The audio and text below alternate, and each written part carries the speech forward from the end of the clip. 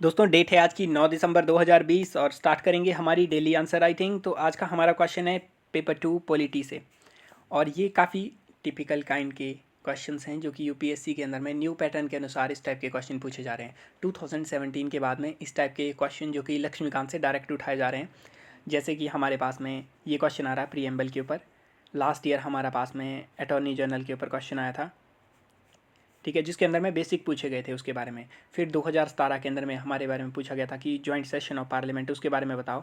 तो उसमें आपको कुछ भी एक्स्ट्रा करंट अफेयर पता होने की आवश्यकता नहीं थी, आपको डायरेक्टली लक्ष्मीकांत से चीज़ों को उठाना था और आपका काम बन जाएगा। तो वैसे ही ये क्वेश्चन है प्रीएम्बल के ऊपर। और सेम इसी टाइप का क्वेश्चन आ सकता है फंडामेंटल राइट के ऊपर, डीपीएसपी के ऊपर। इट मीन्स जब भी आप इन चीज़ों को प्रीलिम के लिहाज से पढ़ते हो तो उस समय ये भी देख लो इसमें से मेन से भी क्वेश्चन आ सकता है। तो मेंस के अंदर सिंपल क्वेश्चन होगा, बस आपको लक्ष्मीकांत की कुछ चीज़ें याद होनी चाहिए, बस उनको लिखना है।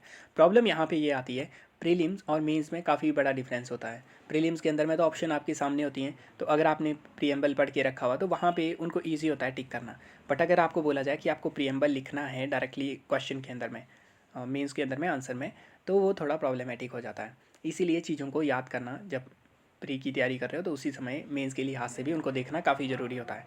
तो क्वेश्चन के अंदर पूछा गया मीनिंग एक्सप्लेन करो वेरियस वर्ड्स जो कि मेंशन है प्रीएम्बल के अंदर में, प्लस ये भी बताओ स्टेटस क्या है प्रीएम्बल का। तो ये सब आपको नॉर्मली डायरेक्टली लक्ष्मीकांत में मिल जाएगा। बस ये बात होती है कि जब प्रीलिम के लिहाज से पढ़ते हो तो उसमें याद करने की ज़्यादा आवश्यकता नहीं होती, उसमें अंडरस्टैंडिंग की आवश्यकता होती है। अगर आप अंडरस्टैंड करते हो तो आप सॉल्व कर सकते हो क्वेश्चन को, बट इस केस के अंदर में पता होना चाहिए।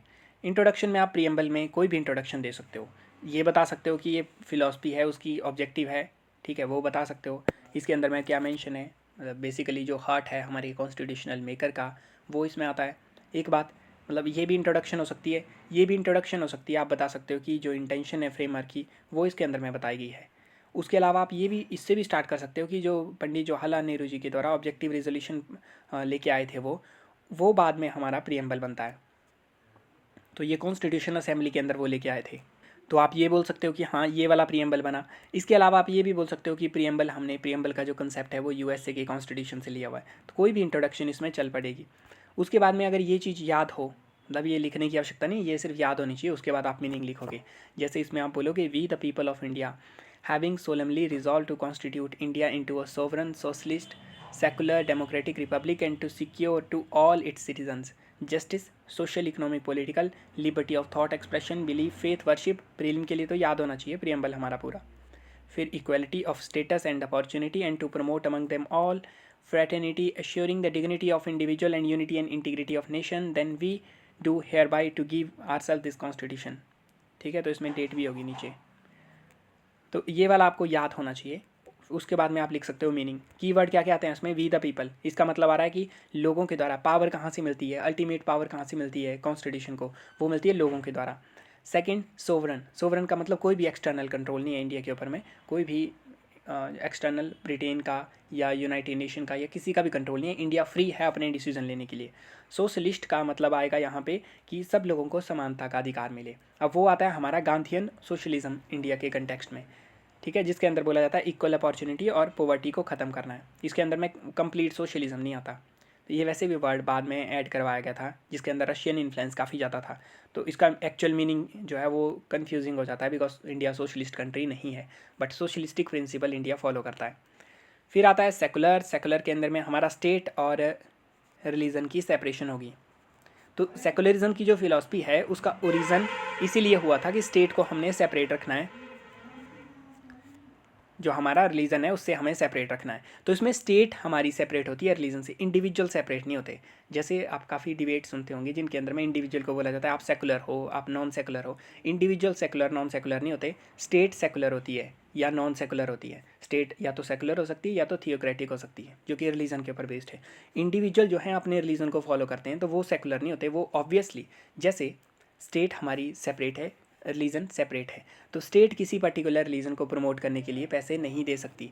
लेकिन इंडिविजुअल सेकुलर नहीं होते, इंडिविजुअल अपने रिलीजन को फॉलो करते हैं, ठीक है। तो इंडिविजुअल को, जैसे स्टेट किसी पर्टिकुलर रिलीजन को प्रमोट करने के लिए पैसे नहीं दे सकती, इंडिविजुअल दे सकता है। इंडिविजुअल किसी पर्टिकुलर रिलीजन को प्रमोट कर सकता है, दूसरे रिलीजन की तरफ वो हो सकता है ना भी देखे, वो उसकी अपनी मर्जी है। तो इंडिविजुअल सेकुलर नहीं होते, इंडिविजुअल हमारे नॉर्मल अपने अपने रिलीजन को फॉलो करते हैं, बस उनको कॉन्स्टिट्यूशन के दायरे के अंदर में उन सब चीज़ों को फॉलो करना होता है, अपनी फ्रीडम को। स्टेट सेकुलर होती है, तो स्टेट के अंदर में जो उसके कंपोनेंट होते हैं, जैसे आप अगर सिविल सर्वेंट बनते हो तो आप सेकुलर होंगे जब आप सिविल सर्वेंट हो तब। जब आप उससे बाहर होंगे, जब आप इंडिविजुअल लेवल के ऊपर आओगे तो आप सेकुलर नहीं होते। मतलब ये फिलॉसफी ही स्टेट की सेपरेशन के लिए आई थी। बाकी तो पॉलिटिकल डिबेट्स काफ़ी चली रहती हैं, वो अलग बात है। लेकिन यहाँ पे स्टेट सेकुलर होती है, इंडिविजुअल सेकुलर नहीं होते। तो स्टेट की सेपरेशन होनी चाहिए हमारे रिलीजन से, ये इसमें बोला गया। उसके बाद में फिर हमारे पास में डेमोक्रेटिक में लोगों के द्वारा चुनाव किया जाएगा, हमारी जो भी पार्टी सत्ता में आएगी उसका। रिपब्लिक के अंदर में जो हेड ऑफ स्टेट होगा, जिसके नाम के ऊपर सारे काम किए जाएंगे, जैसे इंडिया में प्रेसिडेंट के नाम के ऊपर सारे काम करते हैं। पावर प्राइम मिनिस्टर और काउंसिल ऑफ मिनिस्टर के पास होती है, लेकिन प्रेसिडेंट के नाम चलता है, उसके नाम के ऊपर सब कुछ किया जाएगा। तो उस केस में रिपब्लिक का मतलब होता है वो जो हमारा हेड ऑफ स्टेट है। इंडिया के केस में प्रेसिडेंट, ब्रिटेन के केस के अंदर में मोनार्की, वहाँ की रानी। तो वो जो होगा वो इलेक्टेड होगा। तो इंडिया में इलेक्टेड है तो इंडिया को बोलते हैं रिपब्लिक, ब्रिटेन में इलेक्टेड नहीं है तो वहाँ पे मोनार्की बोला जाएगा उसको। तो हमने फर्स्ट कंपोनेंट डिस्कस कर लिया कि क्या मीनिंग आ रहे हैं वेरियस चीज़ें जो इसके अंदर में मेंशन है। अब इसका सेकंड कंपोनेंट हम डिस्कस करेंगे। इसमें पूछा गया स्टेटस क्या है, मतलब किस तरीके से प्रियम्बल को देखा जाता है, क्या ये कॉन्स्टिट्यूशन का पार्ट है ये नहीं है, क्या अगर ये कॉन्स्टिट्यूशन का पार्ट है तो इसके पास में कितनी पावर है, एक्चुअल में किस पोजीशन के ऊपर है। तो उसका सुप्रीम कोर्ट के द्वारा इंटरप्रिटेशन किया गया केशवानंद भारती केस 1973 के अंदर। सुप्रीम कोर्ट की 13 जजेस की बेंच के द्वारा क्या बोला गया कि प्रियम्बल कॉन्स्टिट्यूशन का पार्ट है। तो फर्स्ट बात पार्ट है, लेकिन ना ये सोर्स ऑफ पावर है, ना ये आपको किसी चीज़ के लिए पावर देता है और ना कोई रिस्ट्रिक्शन आपके ऊपर लगाता है। अगर आप कोई लॉ पास करना चाह रहे हो तो प्रियम्बल से आपको कोई पावर नहीं मिलेगी, ना प्रियम्बल कोई रिस्ट्रिक्शन देगा उस केस के अंदर में। ठीक है, ये सिर्फ आपका पार्ट है और इंट्रोडक्शन देता है कॉन्स्टिट्यूशन के बारे में। ये कोर्ट को कई बार हेल्प कर देता है जुडिशल रिव्यू के अंदर में, उसको देखने के लिए कोर्ट को एक तरीके से कोर्ट के लिए लाइट की तरह काम करता है। बट एक्चुअल में लेजिस्लेचर के ऊपर ना ये कोई प्रोहिबिशन होता, ना कोई स्पेसिफिक पावर उनको देता है। तो ये इसका एक्चुअल स्टेटस आ रहा है। तो इसी तरीके से फंडामेंटल राइट भी आप प्रिपेयर कर सकते हो, डीपीएसपी भी, उनके अंदर में आपको एक एक दो दो पॉइंट देखने पड़ेंगे, याद करने पड़ेंगे मेंस के लिए। तो मिलते हैं नेक्स्ट वीडियो में, थैंक यू।